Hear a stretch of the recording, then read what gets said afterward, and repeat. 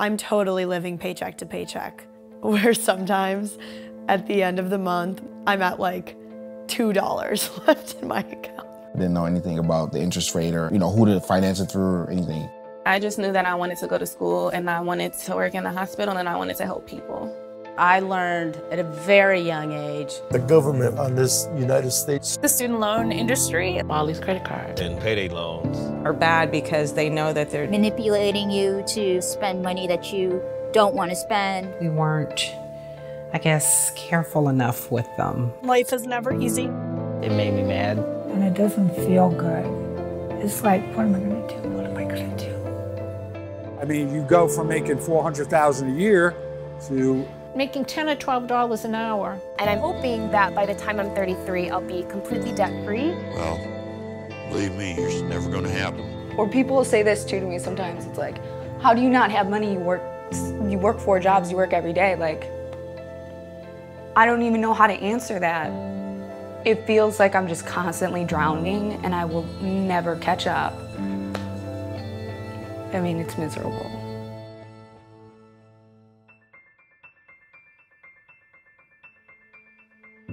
Our world grows more expensive by the day, and people are struggling to keep up.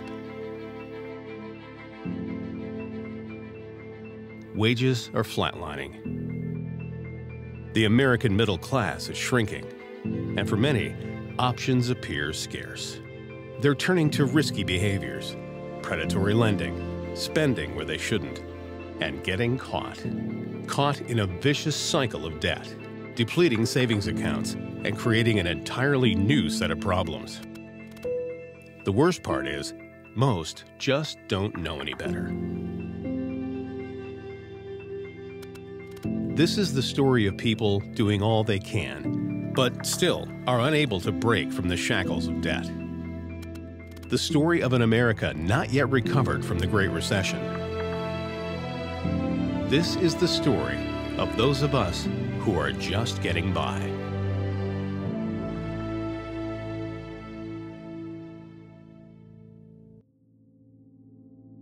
We live in a really interesting financial world, good and bad, lovely and not so lovely. And what's really fascinating is we're just coming out of this recession, and people have had a whole interesting love-hate relationship with their finances. Some people are out of homes, some people are out of jobs, some people are out of both. And you're finding people really having a different relationship with, how do I make my ends meet? And what's really interesting about the space that we're in is it's not just somebody who you think, oh gosh, well that person doesn't have a really high-paying job and they make poor choices. There are people, doesn't matter your socioeconomic status, that are in a crunch. And they may be living off their credit cards, or they may be going to check cashers, they may be going to payday lenders. And it's a really unfortunate cycle, and it is a real vicious cycle because it really does circle through, and you think, how do I get out of this loop? And pretty soon, it begins to spiral in not a happy place. My name is Alyssa Cornelius. I'm from Elgin, Illinois. I'm 23 years old. I'm working 3 jobs currently, with a 4th one that will be starting soon. I work anywhere from 40 to 60 to sometimes 75 hours a week. It feels like I'm never gonna catch up. That's what it feels like. You know, I'm $35,000 in debt. I work 7 days a week. It's like sometimes I budget myself to having $20 a week.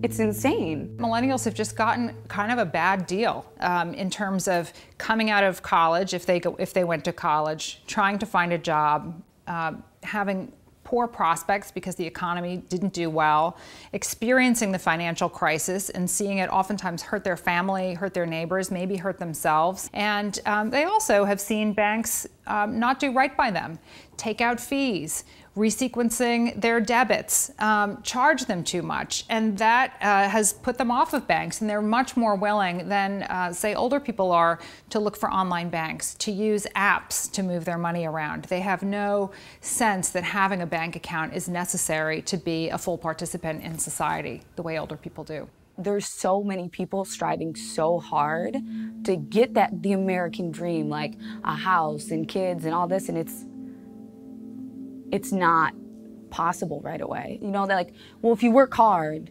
you You can work hard, you're still not gonna make half as much money as you made 20, 30 years ago. I'm still not gonna be able to get a house. It's impossible. So there's a lot of discussion about millennials, especially in the financial world. And it's kind of fun because you look at a group and never has a group been high on tech, needing of financial products, but with one really interesting statistic. A recent report came out that said that they're probably the first generation to not make the same or better than their parents. Well, why is that? And what does that mean? And how does that play back into their financial life? Well, millennials are a very different group. And now when I say millennials, I mean, there's many different kinds, there are many different slices, and we won't go into that. But the interesting thing about it is I don't have to achieve perhaps what my parents did. Or maybe I want to achieve something different. I started dancing when I was 4. I danced competitively, I started dancing professionally, and I also started acting.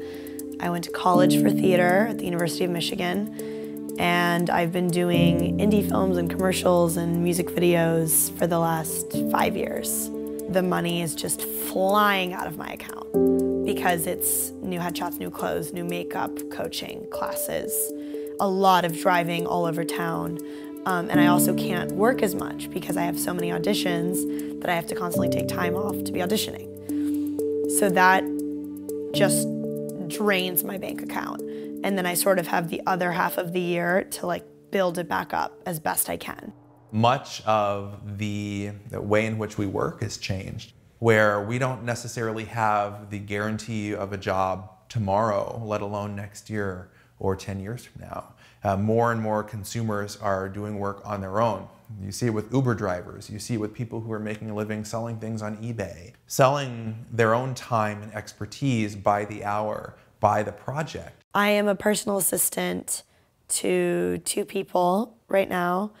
I teach dance here and there, but it's more privates than a class. I babysit for probably 10 different families. I don't have any steady, stable job because I can't. The best part about the on-demand sharing gig economy is that it exists. There are not many of what we call barriers to entry. If you want to offer your services, you can do it. And in the case of Uber, there's nothing stopping someone from becoming an Uber driver. And Lyft can also do the same thing. Once you have your app available and people use it, then anyone can come in. Well, my name is Nathan Scott, and I've been a resident here in Las Vegas for about 13 years. And I've been driving Uber for since they got here in September 2015, usually on the weekends, late night hours. I felt I could just fall right into it. There's no special training or anything. I'm pretty good with people, talking and stuff, and I know the city pretty well for living here for 13 years. You have expenses you can deduct. You can deduct, the cost of the depreciation and wear and tear on your car, the cost of, you can't deduct everything. You can't deduct the meals when you're driving around. It has to be reasonable. You can also do it the easy way. The IRS gives you an amount per mile that you can deduct for the amount of miles that you are driving. So you kind of got to basically supplement your stable income when you're done with everything. Put stuff aside, that's all up to you. Nobody's looking out for you. The trouble with becoming a permanent gig economy worker is that you never have any stability. To be able to make a credible comparison between earning a living in the gig economy and earning a living in the traditional, you have to be able to say these gig economy wages or income is enough to cover my benefits, cover my retirement plan, pay my taxes. People who want to work 5-10 hours a week between jobs, fine. But to make it be your career and spend 40 years is a different story.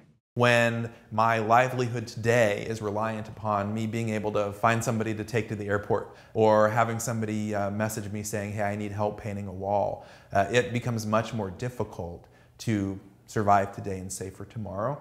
So I stick with my other little side gigs and my other creative ways of making and saving as much as I can. Next Saturday, I'm going to be bartending a party. I have a hostess gig coming up. I am also trying to do studies, focus group studies. I am applying for jobs If I'm really tired and had a really rough week, at least twice a week. I mean, you really can't even stand out. It's almost impossible to even stand out. You're just a name on a list of 100,000 people. I really think that if I do, when I do, if it happens, if I got a full-time, stable, good-paying job, that it would help me get out of this. I really believe that because I would have the money. I'd be able to pay it back. I would be able to have my own space. Like right now, even working all these part-time jobs, I'm still not making that much money. Every time I look at my account, I get sad because it's like this one green payment from my job and then everything else is just red, red, red, red, red, red, red. And it's like, okay, that's fine. It's fine. I lie to myself every day like this is fine, and it's kind of sad. You really don't want to talk about it because, I mean, everybody goes through things, but it's like, okay, if I don't talk about it, then nobody will know. So nobody really knows this about me at all. Especially for younger consumers that maybe just graduated from college or finding themselves working a job that has a low wage or low salary. It's impossible, virtually impossible, it's very difficult to be able to afford just the day-to-day expenses of living. I'm the one that went to school, I'm the one that did everything the right way, so when I have my younger siblings asking me like, oh, I want to be like you, and I'm like, you don't want to be like me. Because, yeah, I went to school, but I just kind of feel like, what do I have to show for it? We've got lack of employment, we've got underemployment, we've got exploding debt, we've got exploding expenses. It really does take discipline. It takes focus, and it takes an understanding of what that ultimate goal is. The average consumer isn't thinking about their finances. The money comes in and they try not to spend more than they have. And that's really what they do. So the challenge is you have a lot of people get into really unfortunate situations because they're just not thinking about it. So what you find yourselves with is a lot of people who don't really care, and why should they? It's not necessarily a primary function, but they need to. So there's an education opportunity. I would say that the overall state of American financial education is very precarious at this point in time. We don't ask them to manage their own medical issues. We don't ask them to manage their own legal issues. But for the most part, consumers in America, it's up to themselves to manage their own finances and become educated. I walked in and there sat 2 police officers, and I thought then that I was going to jail. I really did. I was called on my telephone. They said I had won $6 million in a brand new Mercedes-Benz. And as long as I've been alive, I never had anything like that happen. And constantly, I wasn't thinking. They would send a credit card in so-and-so's name, and I'd cash money out of it, send money to someplace else, and I'd keep a little bit. And that went on for quite a while. I chose the military because I was having a lot of issues at home, which caused me to spiral into a really bad place where I dropped out of school, lost my scholarships, and it put me in a bad spot. I ended up running away at a young age of 17, being on the streets on my own. But I had some medical issues coming back from deployment where I was struggling with major anxiety. I had some problems where I had just like passing out, stuff like that. I had really bad anxiety attacks. At that point in time, I didn't know who I was, Wayne Harris III, was anymore. Because I had lost so much of my humanity, I had lost so much of me. The injuries that Wayne suffered while serving overseas made transportation difficult for him upon his return. So, at 27 years old, Wayne purchased his first car. Most of us can't pay cash for a car. It'd be great if we could. So we have to rely upon auto loans. And auto loans aren't necessarily a bad thing if you can find a loan that's got a reasonable rate. But the most important thing to consider when looking at buying a car and getting into an auto loan is ensuring that you're not buying more car than you can afford. And many consumers do end up going to kind of that corner used car lot, the buy here, pay here lot. It's very convenient. You're able to find the car that you want, get the financing you want right there on the spot. And those types of institutions, those types of car dealers are willing to take a risk on somebody that may not have the best credit, but that risk comes with a cost. Well, the sticker price was $6,500. Well, they wanted $6,800, but I talked them down, $6,500. I took out a loan for $7,500, and the interest on that loan was 37%. You know, usually you're thinking the auto. I go to where the auto is and I purchase from the auto sense. I don't really think about how I'm funding it, and that kind of happens. And that's where you see a lot of consumer problems happening, because they go and say, okay, I fell in love with the car, I want the car.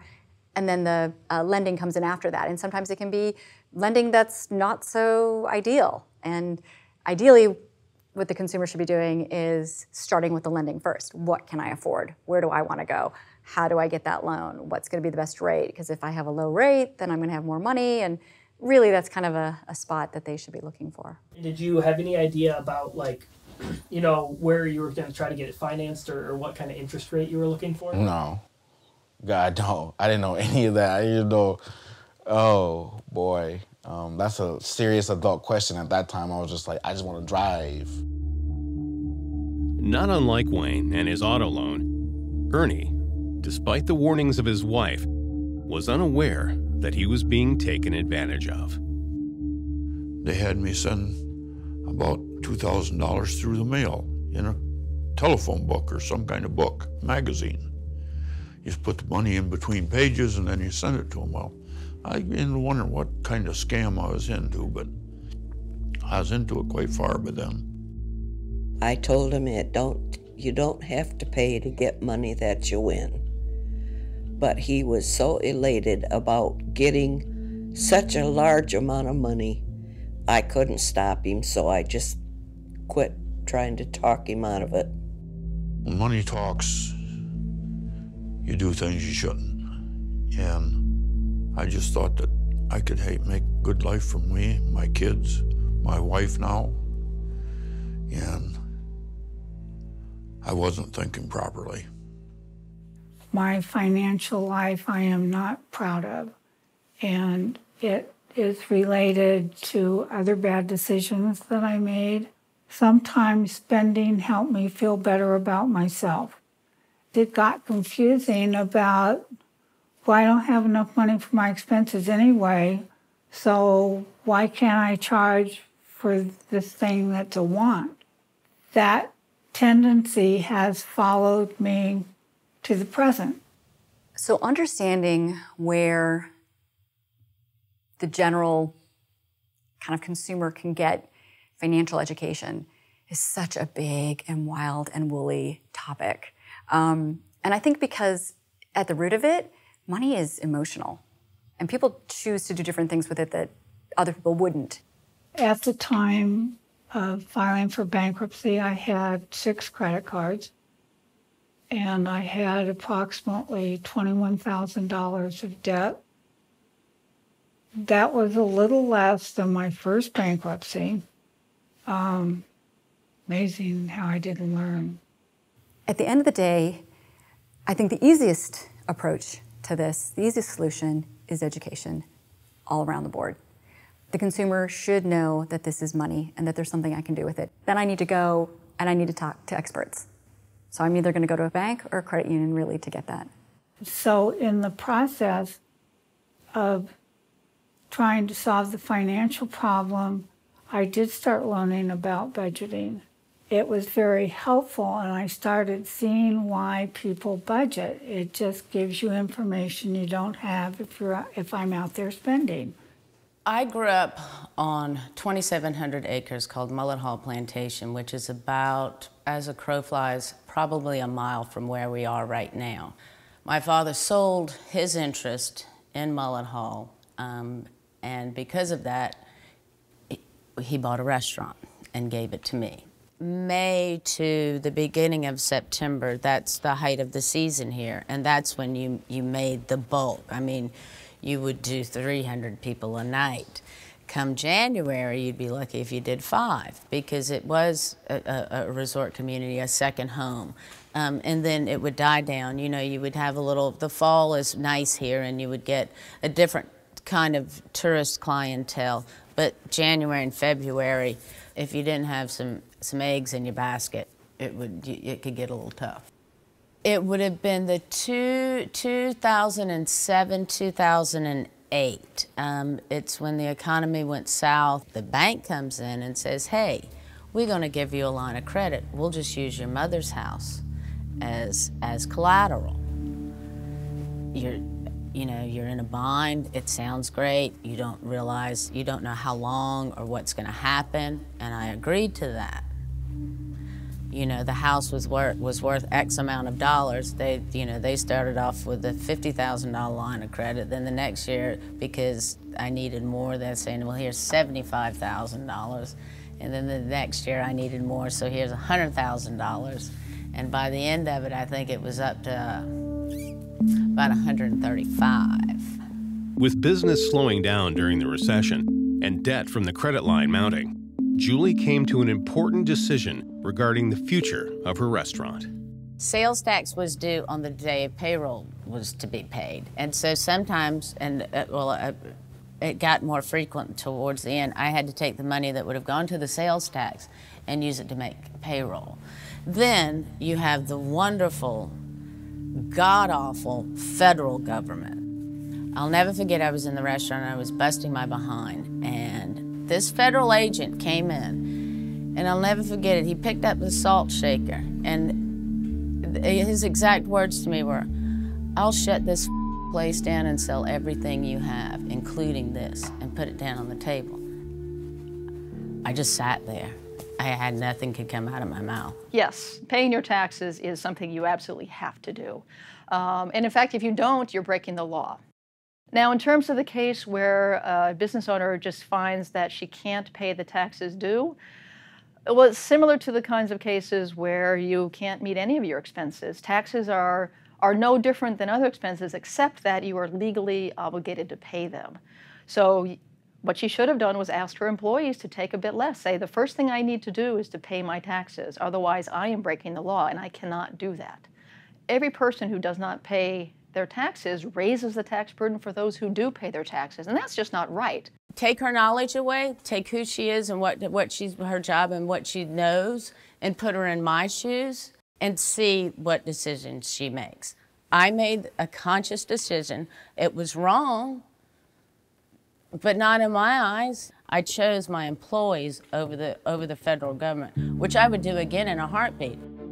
Rosebank Farms Cafe was just one of over 2.5 million businesses to close its doors during the financial crisis. Millions more lost their jobs, their homes, and are still suffering today. It's known as the Great Recession for a lot of good reasons. It was the worst economic downturn since the Great Depression of the 1920s. Many factors causing it. There was a housing bubble, as you know. There were all sorts of practices in the banking industry that led to people getting mortgages who shouldn't. They had things that were known as liar loans, and they said, basically, what's your income? Tell me. There was no verification about it. So they had ninja loans, loans given to people, no income, no job, ninja loans. The government passed something called Glass-Steagall, which was a reaction to the Depression. It prevented banks from engaging in investment and commercial banking activity. It kept them from taking risks with people's money. People called that the 363 era of banking. You would make 3% on your savings account, which is actually unheard of now. You'd pay 6% on a loan, and bankers could get to the golf course by 3 o'clock in the afternoon. So that it's a little bit different now. What started to happen in the 1980s and 90s was that policy changed, became more deregulated. We passed another law called Graham-Leach-Bliley that pretty much repealed Glass-Steagall. Once again, banks were able to engage in both investment and commercial activities. They were able to merge, so lots of people have experienced a small bank being gobbled up by a slightly bigger one, being gobbled up by an even bigger one, to the point that now half of all of our money, all of our deposits, are held in the 4 largest banks. There are rules of thumb for how much money you should borrow for a house. The general rule is you probably shouldn't borrow more than like 2.5 times your annual income. The median income of a household is about $50,000, so you shouldn't be borrowing more than $150,000. Well, obviously, in the housing bubble, a lot of people were buying a lot more. Good and bad about it, if they could flip it, if they could buy it 6 months later, sell it for 4 times what they bought it, looks great. And there was sort of a fever that built up in the housing market. My wife at the time got pregnant and decided that we needed a bigger place. And at the time, everybody was making tons of money flipping the houses. I'm guessing this is starting about 2006, and she suggested that we do it. And I was uncomfortable with it at the time, and I said to her, if you could go get me a $700,000 mortgage, then we'll do it. And at the time, I didn't know what was going on behind the scenes with the mortgages. And wouldn't you know, we were lucky enough to get a huge jumbo mortgage. And we got the mortgage plus a credit line of $100,000, which was ridiculous. So my husband ran into a real estate investor and decided he wanted to do it full time. This was in around 2005. So we were doing really well. We got our floors done. We brought furniture.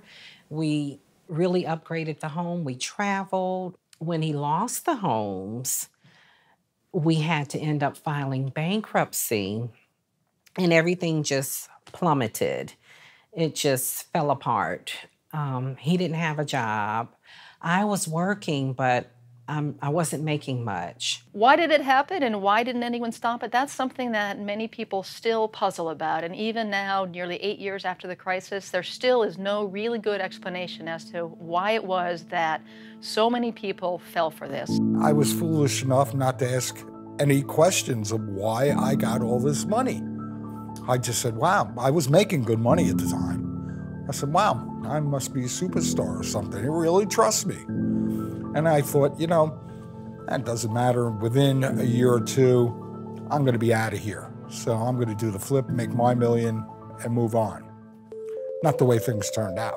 The bankers were piling debt on top of debt on top of debt, all thinking that the house of cards is never going to collapse. Well, of course it did. They're extremely dumb bets went bad. And Goldman Sachs knew they were going to go bad, and Goldman was selling people bad products and then betting they would fail. Why? Because they make money. It's capitalism gone awry.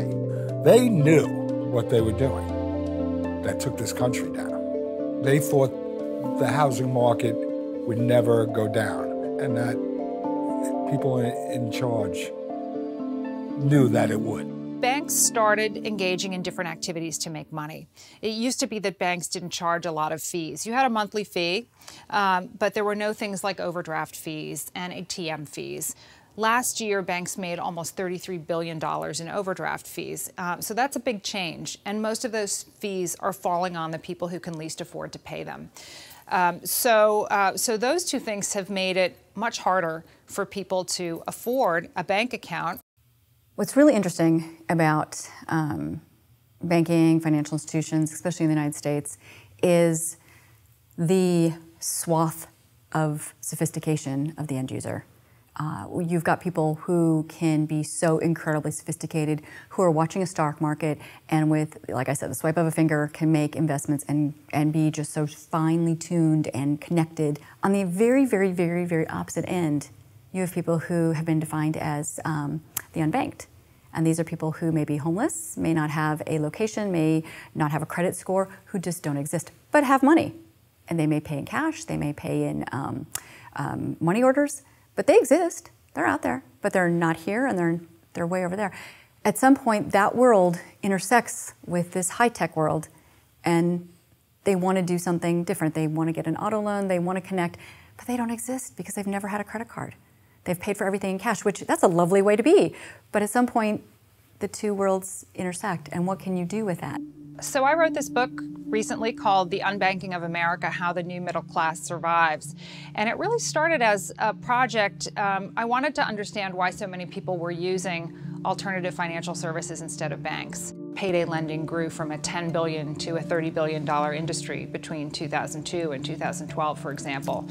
And so, you know, these reports that would call people unbanked, underbanked, banked seemed to imply that people were making the wrong decision. And having worked in low-income communities for 20 years on my research, it felt like there had to be more to the story than that. So what I ended up doing was getting a job as a teller at a check casher in the South Bronx and later at a payday lender in Oakland, California, because I felt like I needed to get up really close to the situation, and then I'd be able to understand better why so many people were making that choice. I've been doing the payday loans on and off for, I want to say 3 years. Between that time period, I want to say 6 to 8 times a year. At this point, I feel like I'm desperate and I have to do something. I know the payday lending is not the best option for getting loans, but I feel like I have to do that. Payday lenders, check cashers, kind of these fringe banking institutions really are a financial institution of last resort, or they should be, because of the prices that are charged, the interest rates that are charged on a payday loan. It is not unusual to find a payday loan company that's charging upwards of 300 to 500% interest. And that's just not sustainable. So whether it's a payday loan organization, whether it's a check cashing company that may take 8 to 10% of the balance of your check as a fee, you really as a consumer want to do everything possible to stay away from those types of institutions because they are designed to make it virtually impossible to get yourself out of that cycle. I've been cashing my check at party stores going on 5 years. So the more I make, the more that the party store takes. At the time, I thought it was easier just to get my check, go on my lunch break, cash it, and then I would have the money on me. And because, you know, the party store is only a quarter mile away from my shop. So it was real quick and it was real easy. A lot of people who look like middle-class people, not just low-income people who were using these services, they found that they were cheaper than banks, which is a huge surprise, right? Because everybody tells you that the reason not to use them is that they cost so much. They found that check cashers and payday lenders were more transparent, that they knew what they would be charged, when they would be charged, and there were no surprises, and they felt like they got better service. The advantage is you get the money right there. They don't check your credit, and you pay it back in installments. If I can avoid it, I would, but then I'm up against the wall. What else do I do? Why do people go to payday lenders and know that at some point they're probably going to be giving 50% of that paycheck back to the lender? Why do people make these choices that seem to be quote unquote bad? Well, money is emotional. It's like anything else. Why do we make bad choices? Well, we're embarrassed. Or most importantly, we usually don't know. We make this choice because it seems to be the logical one at the time. And because we haven't stepped back and learned and said, oh gosh, we have other choices. While not having quite the same risks as payday lenders and check cashers, credit cards, with their high interest rates, can also trap consumers in the vicious cycle of debt. My name is Julie Breyer. I'm originally from Fort Wayne, Indiana. I moved to Nashville about 18 years ago with my husband, who was a musician, and our 3 children that were very young at the time. We moved here because he had a recording deal, and he suffered from lots of different problems. Mental health-wise, he was bipolar and became alcoholic and drug addicted, and that eventually took his life. And we were just kind of like paralyzed. And then it was shortly after that that the financial, crash happened, and it just, it's taken probably the better part of all these years just to feel like you're normal again after something like that. Back in 2007, when we had to file bankruptcy, we filed Chapter 7, and we had to put some credit cards as well as some vehicles in the bankruptcy. So the credit cards totaled, I want to say, $100,000. Credit cards are a tremendous vehicle for financing consumption, everyday purchases. They can also be very risky. Now, you think about, for many of us, one of the first credit cards that we get is a department store card. So maybe I walk into a certain department store, you see the advertisements, get 20% off your first day's purchases, and that sounds pretty great. But it's easy to get in and over your head when it comes to those types of credit cards. Oftentimes those credit cards have interest rates upwards of 28 to 30% depending on where you're located. And it becomes very difficult to pay down those balances. And you find more and more of the payment that you're making is going to interest. And it's virtually impossible to generate wealth in the long run if you're paying credit card interest. A lot of them were, as I went to shop, they'd offer you, hey, sign up for this today and you'll get 25% off, like in a department store like Macy's or Sears or Kmart, Target. And then I'm sure that after I did that, then they started offering me stuff in the mail. I know what credit cards are. I know what interest rates are, but nobody tells you how you can fall into the trap. Oh, I'll just swipe this right now. I can pay a minimum payment. I'll just swipe. And sometimes you don't even realize how much you're swiping because it's like, oh, $25 here, $50 there. Like, oh, that's only $75. And then you actually look at your account and it's like you've spent $500. And you're like, what? How? So now you're scrolling through everything trying to make sure there's no fraud. And then it's like, no, it's all you. You swiped all of this and now you have to pay it back with interest. After my husband passed away is when I started getting most of them. And it probably would start in a department store and it would probably be around one of my children's birthdays or Christmas or Easter, or a car would break down. The credit card companies were sending credit cards to you and pre-approving you. It was just really easy, almost like payday lending or some of the loan sharks. And they would put a very low interest rate in for the first couple of months, and then almost like a balloon kind of thing, it skyrocketed. And we didn't know anything about all of that. I think it was a mistake because we didn't read the fine print and because we weren't, I guess, careful enough with them. What often happens with consumers is you get up to that credit limit. You're beginning to now live in a way that's above your means. And you begin to rely on additional credit increases. So maybe I'm at $1,000 of a limit today. I call up and, I've gotten approved for another $500. It's just like dangling that carrot in front of you and you're oftentimes in a state of desperation, So, and it's not something that's going to affect you immediately. So just like the cards and how many I've used and what I've used them for, you can always put off till tomorrow going over what you just did, but then eventually it all snowballs into this huge mess and then you're like freaking out and not knowing what you're going to do and looking, because every couple of months I would log in and my balance was going up. And I'm like, well, wait, how is this happening if I'm making payments? And then that's when I found out about the interest.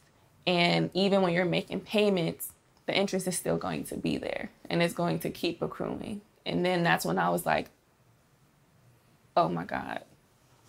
I mean, they count on people not paying off their balance and they hope that they're just going to do the minimum payment like I have to because I don't have the money.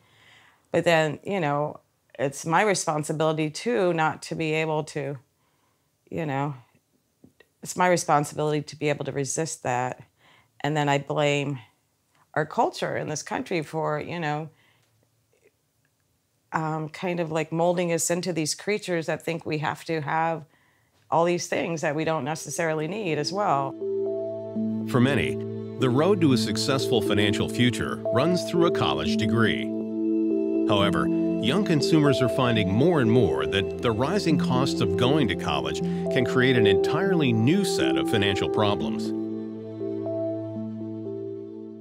My current student loan debt is about $250,000+. In my future, I can see myself paying off all my credit card debt. I can see myself paying off, any car loans. I don't even have a car, but I could see possibly getting a car and paying it off. I can see myself with a great retirement package. I have a great retirement package, having a great job, but I never see myself owning a home. So you hear every day about the burden of student loan debt. And that really anymore having an undergraduate degree is really a ticket to entry into the world of being an adult and having a career. And those undergraduate degrees are becoming more expensive than ever.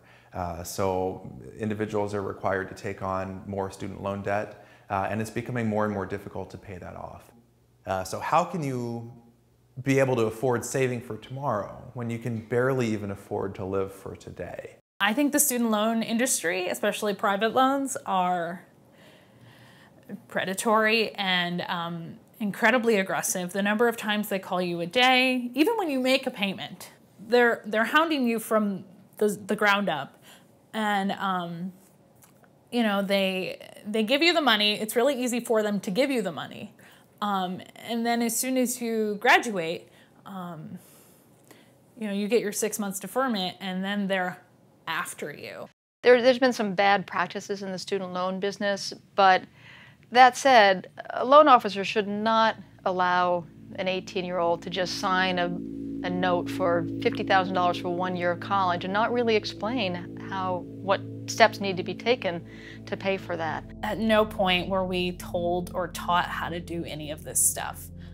You know, we were told that you had to fill out a FAFSA, and we were told that you had to, you know, fill out an application, and there was, you know, a financial aid person at the school who you could call, but they really dropped the ball.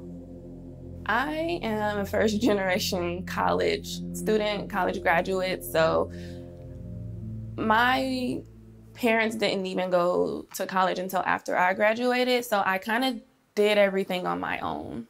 So I really didn't know how the student loans would work. I mean, I knew that it was a loan and that you would have to pay it back, but I didn't understand how, when you take out so much, how the interest would accrue, and when you're paying it off, it'll still be accruing. And I didn't know any of these things. I just knew that I wanted to go to school and I wanted to get these degrees and I wanted to work in the hospital and I wanted to help people. It's been so stressful, you know, like I've cried over my student loans, you know, like it's really hard. People want to judge you because you took out money, and so I think for me it's just keeping your promises, and you know, I took out the money and full faith for my education, and I'm going to pay it back. Overwhelmed by the burden of her student loan debt, Alexis made the unorthodox decision to live out of her car in order to pay off her loans. Some of the challenges that I face with this lifestyle is just kind of the basics, you know, where am I going to eat?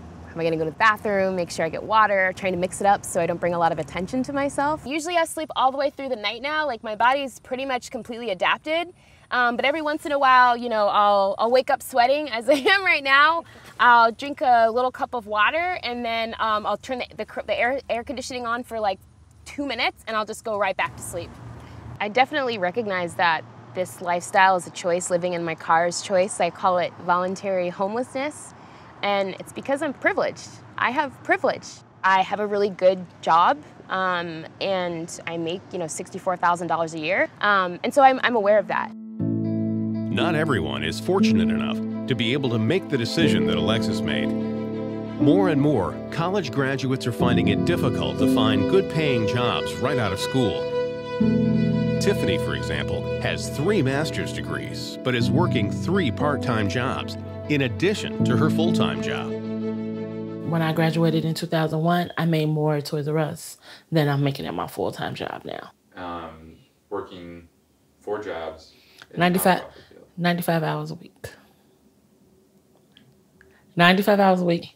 I used to work 120 hours at the week, and it's only 168 hours in a week. I had to cut it down. Especially those of us who came out of college during the recession. We took jobs that pay lower than it would have been paid, you know, in previous times. So we spent a ton of money on college. Some of us stayed in college longer because we couldn't get jobs, you know, racking up more debt. And then we get jobs that are good, but we're paid less. And so our raises have also been less. So I think that we're making very little money, not only compared to how much our college degree cost, but compared to what people were making 10 years ago. I don't think that a lot of older people would have been like, oh, I just went to college for 4 years, I'm gonna go work at McDonald's. I don't think a lot of people would want to do that. I feel like we don't even get a fair chance.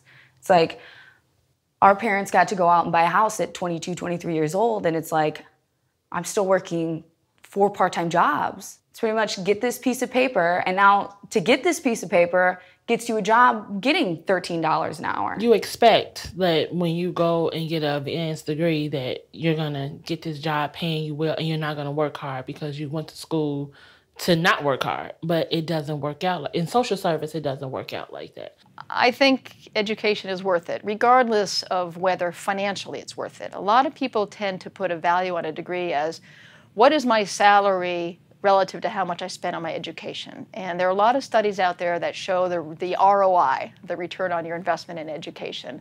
But to me, that's not the value of the education. The value is that you are an educated person whose mind is open, who you learn how to think and how to interact with other people and to take courses that are going to broaden your worldview, that you benefit all of society by being educated. If I could do anything different, if I could go back and do anything different, I would probably maybe start some type of small business or something, maybe go to some type of trade school to where, you know, I could do hair or do makeup or do something that would be able to make me additional money on the side. Because right now it's like, oh, you went to school, you got these degrees, you have a good job, you can get a second job, but then with your loans, they'll just make you pay more.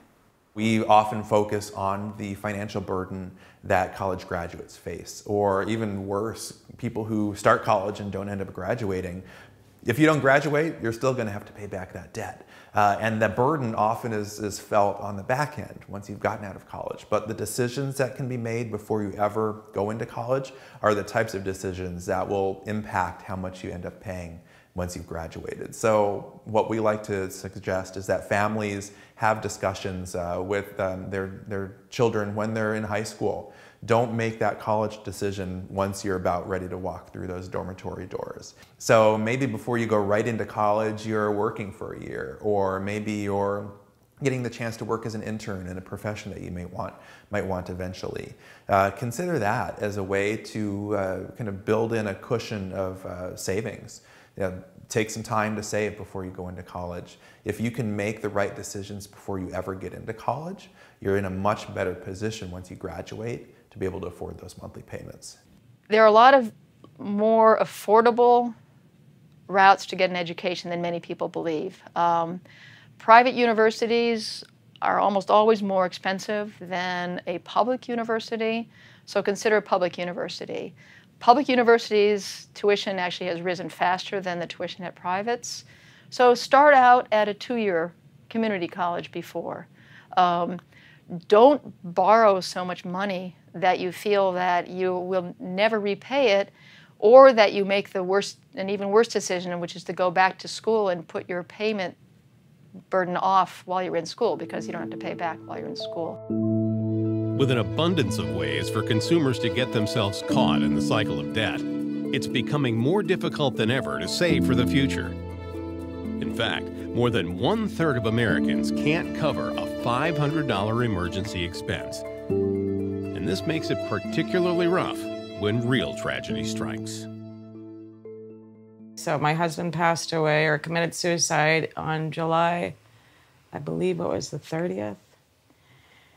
Or it might have been 31st, 2007. The kids were, until they turned 18, they were getting some survivor's benefits, and that helped. And my son had worked in the past, but has just been going through a lot emotionally in the last couple of years, so he hasn't really been contributing. He was for a while, so I've been trying to pick up the slack right now. Actually thinking about moving back to Indiana now because it's becoming more difficult, but actually this house is the only real savings I have. Savings are such a fascinating entity because it's something that people know they need, but a debt is a lot more demanding and loud than the savings group. If they were persons, if they were personas, you'd have a debt being kind of that loud, in-your-face kind of person, and that savings would be that kind of quiet, smaller person. And that's literally, I think, how the psyche thinks about their savings. I can't save. I don't have money to save. Cholet and Mark have 3 children. Their 2 boys, Chase and Keegan, were both diagnosed with a rare disorder called eosinophilic esophagitis. Chase and Keegan are unable to digest most real foods. Their only source of nutrition is an expensive formula. Unfortunately, patients like Chase and Keegan both have eosinophils that attack food. They view the food as an invader and that it's harmful, and so every time they eat in the GI tract, it attacks the food and then makes them terribly sick. 1 can of formula is $105 a can. And to put that in a little bit of perspective, at 14, Chase drinks a can a day. So for both boys, we're talking about $3,700 a month.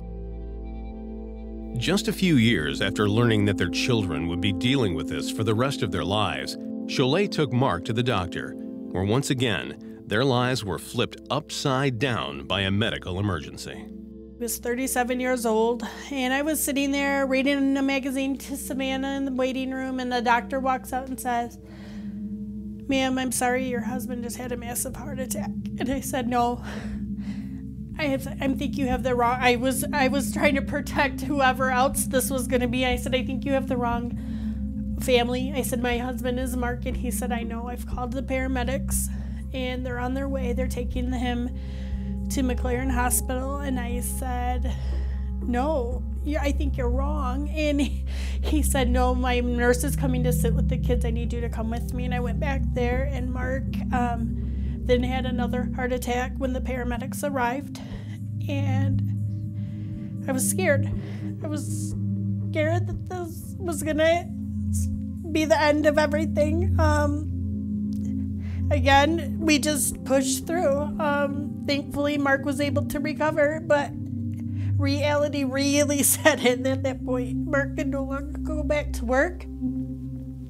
I was not working, and here we are trying to survive on very little funds. What I find so fascinating about, again, I'm an optimist about something so dark like that, is those people know how to live life well. They know it's really important, and they make choices that are really important. And I think that the hardest bit is, how do you figure out how to manage the importance and continue on? Where are the financial options? We had, a lot of hard times, a lot of good times too. But when it come down to the money and, as far as financial thing, it was hard. It was hard to get back to work, and I want to go back to work, but I just couldn't. Yeah, we are definitely very much a medically complex family. Every day, day in and day out, it's Walgreens knows us by first name. Our UPS driver knows us by first name from delivery of medical supplies. All of this comes with a bill. And, we have to focus on what we can do. Those are priorities for us to be here and to be living and to be happy. There's nothing more in the world I want for my kids than to live their life to the fullest. Even though that they're medically complex, there's no reason why they can't be happy and successful. We are able to maintain, but it's every 3 months, like clockwork. We have to go to Cincinnati. Every 6 months, we have to go to Iowa. So our future is always stressful. Most of us will find that life has many ways of testing us, both emotionally and financially. Deborah was one of the last of her friends to marry and thought the man she called her Prince Charming would take care of her for the rest of her life. My husband would pay the bills, the medical bills and things like that. And, pay the food bill, and, he took care of all the bills. I was not allowed to touch the checking account. It was just I felt we were comfortable. I just up and left in January. He wasn't the same person. I didn't know him anymore. Women sometimes will live with the circumstances because they're afraid. I was responsible for paying the bills, but I felt like at times I didn't have a say. She didn't want to compromise, and I gave in. And that's how a lot of stuff around money would happen. I didn't want to have the argument. I don't like arguments. I grew up with arguments. My parents are divorced, so I didn't want to argue about things that weren't, in the long run, serious. But I didn't realize when I would give in around finances that was a form of abuse until after we separated.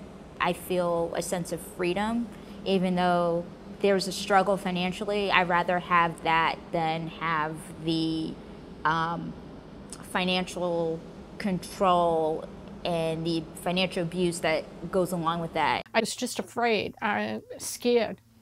I didn't know what I was going to do. The worst thing about this, I know I'm not alone, but I feel alone and I have a void. My best friend's gone. You know, most commonly you see it where in divorces, where a woman has been in a more traditional role and not, taking care of family and the home and other things, and isn't getting income from outside of that. And then when that changes, you've got somebody who's sitting there, and it, may have been 25 years since the last time they had a job, and may not have any credit, may not have a house, may not have anything. My goodness, that's not an easy situation. I applied to jobs where they're only offering me $10, $12 an hour, where I cannot get a place on my own because it's just too expensive. But I keep plugging away because I'm trying to get my confidence up. And I just keep getting out those resumes, doing those phone interviews. Making things even more difficult for women like Deborah and Naida going through divorce, and for women like Ashley, Alyssa, and Lena entering the workforce for the first time, is the fact that women, on average, make 20% less than men. Women are staying in emotionally abusive, fiscally abusive relationships that are dangerous, unhealthy, and not just for themselves, for their kids, for their families, because of the wage gap. And it should be part of the consideration for everything. It should be part of the discussion around student loans. It should be, okay, I'm not saying women should be paying less tuition. I'm saying we should be paying women equal, so the tuition equals out the same. Because a woman paying $30,000 in tuition, it costs more than a man paying $30,000 in tuition. Personal care aides, child care workers, maids in housekeeping, nursing, office clerks, medical assistants, all of those have earnings below the median, and those are occupations where women fill more than 80% of the positions. So what's the cause of the gap? The fact that women are in low-paid jobs. This chart here actually has the gap within an occupation for the pay for men versus women. Sadly, and this is where the gender gap is really apparent, actually is apparent, is that men in those occupations get paid on average more than women. That, to me, is the real gender gap, not this 79%, because as long as women are going to be in low-paid occupations at a higher percentage than men, there will always be the gap. That's why I said, get them here out in, become software developers or construction managers or electricians. Those are all jobs that are paying above the median and which have 80% or more male workers. So do you want to close the gender gap? Put the women in those high-paying jobs. Will there still be a gap between men and women? Sadly, there probably will, and that's what we have to work on. What is the biggest group of people, if you look at the whole globe, that are challenged in retirement? It's women. And then you think about it, and it makes actually quite a bit of sense. The majority of women, now this is a global study, clearly, majority of women are not the primary breadwinner. So they're not having to worry about their financial situation. So it can be that they get to 65 and 7 years old and their primary breadwinner is not around anymore. And they have no assets and they have no plans. No matter what I tried to do and how I tried to solve the problem, it was always more expenses than I had income. It's like in walking through that, instead of spending through it or putting it on a credit card and having just to experience it, it's going away. I'm closer than ever to having enough income to pay my expenses. Americans do not generally plan for retirement as effectively as they should. If you think about over the last 10 to 20 years, the way in which Americans save for retirement, it's changed quite a bit. If you were to look at employees up until the mid-'80s, a good number of Americans had pension plans, defined benefit plans, where if they worked in a job for X number of years, they were almost guaranteed some amount of income once retirement comes. And that's not the case anymore. They're with 401ks, IRAs, the onus, the expectation, the requirement is now on the employee to do much of the savings on their own. And employers have done a great job of providing 401ks, providing the vehicles to help consumers, employees make those retirement decisions, but oftentimes employees aren't doing that. Well, working and everything, I always put money aside. After the accident, I went to my little stash of money, and it was well over 100,000 that I had put aside. You know, just I grab it and I thought I never counted it until come out. Eddie spent most of his $100,000 life savings to cover expenses related to a motorcycle accident. This made things even more difficult for him when he became the guardian of his 7-year-old grandson. My little boy came into my life. I was broke, bad credit.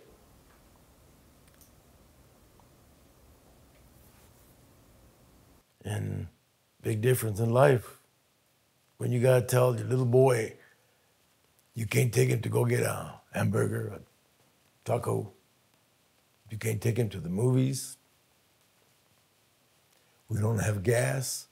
He makes me think, he makes me move, he makes me fight. He brings something from inside. Yeah, it's hard. Like there's times on TV, something will come up, or he'll have the channel on, and the other night it was saying it takes over $14,000 a year to raise one kid. And I said, well, shoot. We're doing that with $100 a month. And it's hard. One of the sad parts of today's economy is that people do not have savings for their retirement. The most recent data that I have seen show that only a third of 65 to 74-year-olds even have any retirement savings outside of Social Security of their personal savings, and that's only $49,000. That's not much for a lifetime. People who, I don't know how they're going to live. You know, they're going to rely on Medicare, Medicaid, I don't know, but $49,000 after a lifetime of savings. So people just don't save. In savings, I have about $15 right now.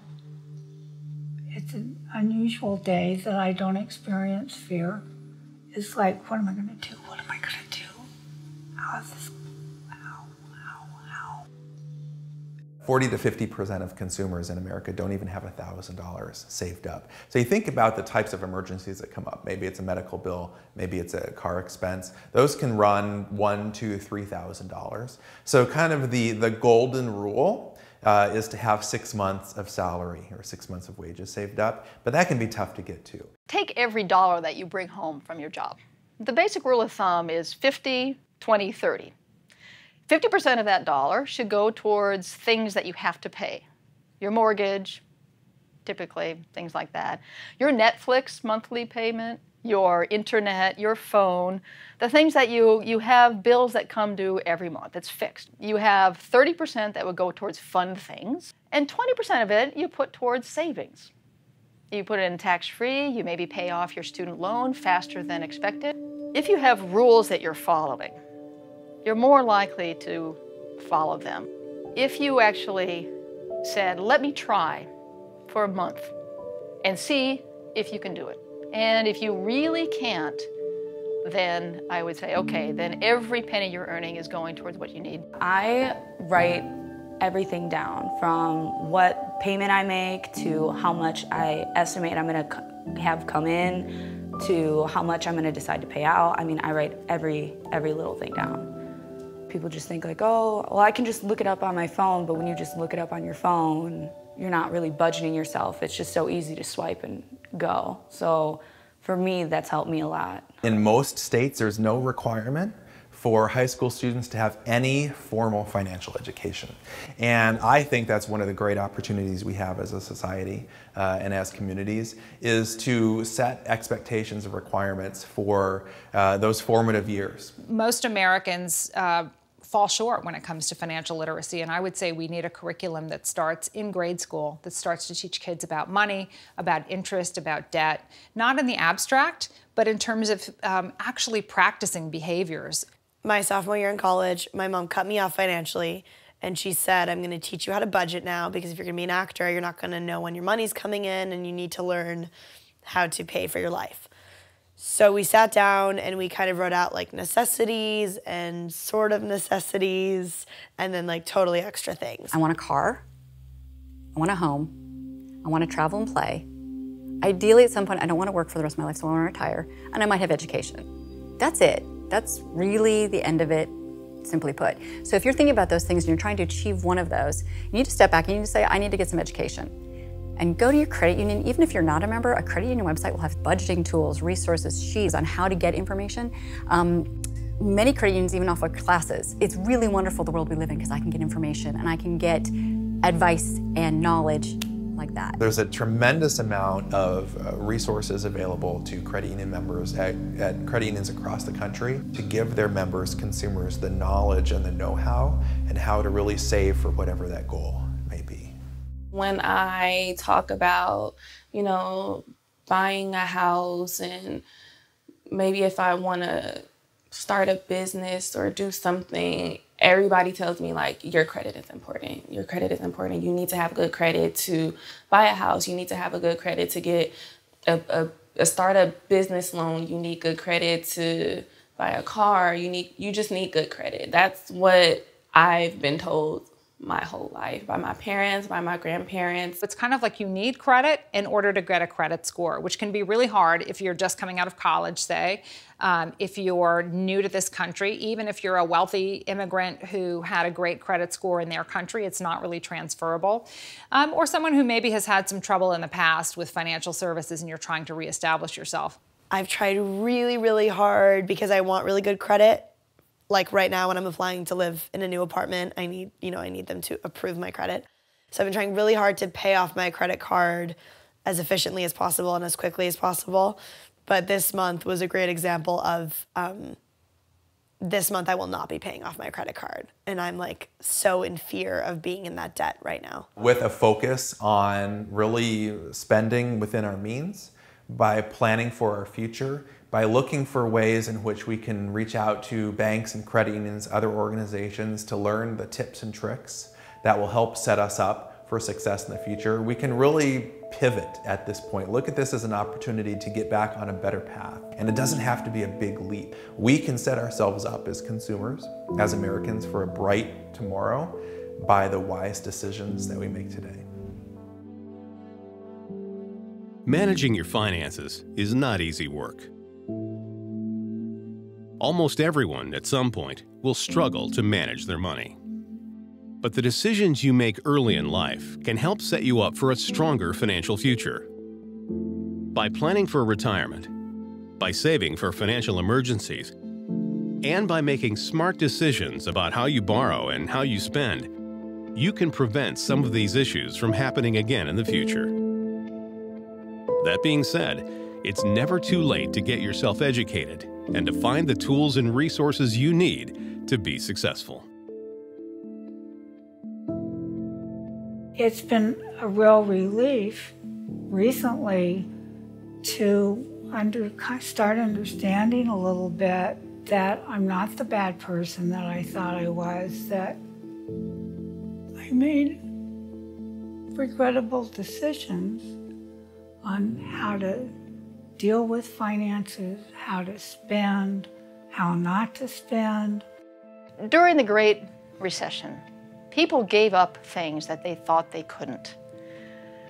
Families who had maybe 5 phones cut back to 2. Maybe the parents shared one of the lines.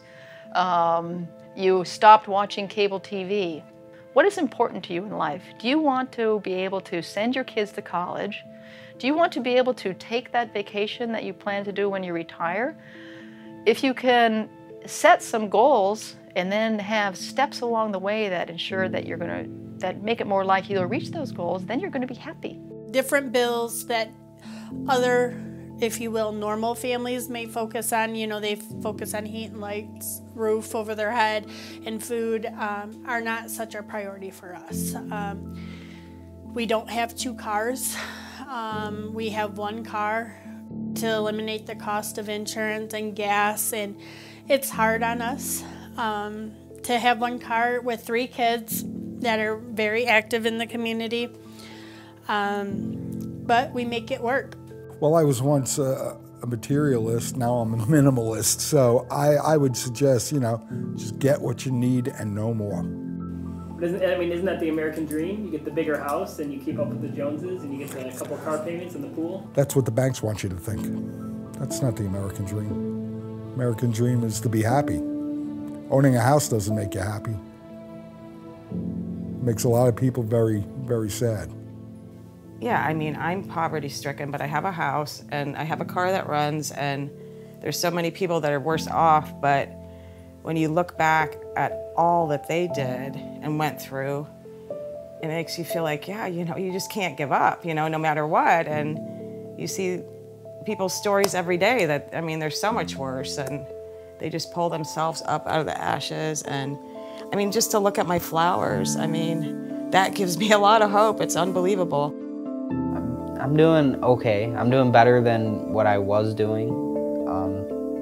I don't always have money, but my bills are always paid, and I always have food, and I have stuff for my kids. I know for sure that I'll be done paying off my private student loan debt by the time I'm 30 next year. And I'm hoping that by the time I'm 33, I'll be completely debt-free. And I'm hoping that by 35, I'll have enough money to pay for a tiny house in cash and no longer use any forms of debt ever again. We get by fairly good. We don't get nothing extravagant, but we enjoy each other. Both of us stick around. We're gonna enjoy life and live it to the best. And thank God that I got caught, and I hope everybody pays attention to this movie. If I did this and people would hear her and they'd say, boy, is she a loser? Well, I think I am one too.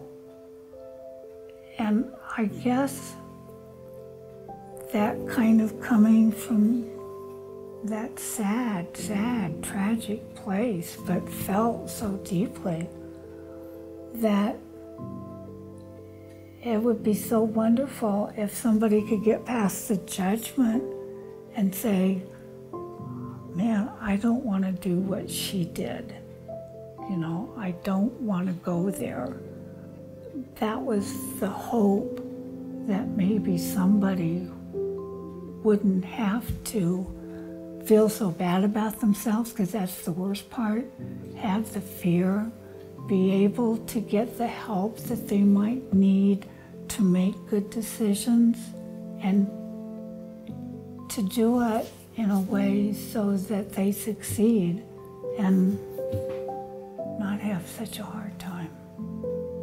I don't know how it's going to work out, but as I used to hear, I don't think God brought me all this way just to dump me. I never thought I would even go to school. I didn't see myself going anywhere good at all. And then, you know, I worked hard and I did what I thought was right, and I kind of stuck to my guns, and I graduated. And it was like the best experience I could ever. I never thought it was gonna happen. And I think that as impossible as that was, I think that where I see myself seems impossible, but I don't care what I have to do, like, I will do it. I will get what I want, definitely. No matter who says I can't do it, I will do it. I don't care if I have to work 6 jobs, I will do it.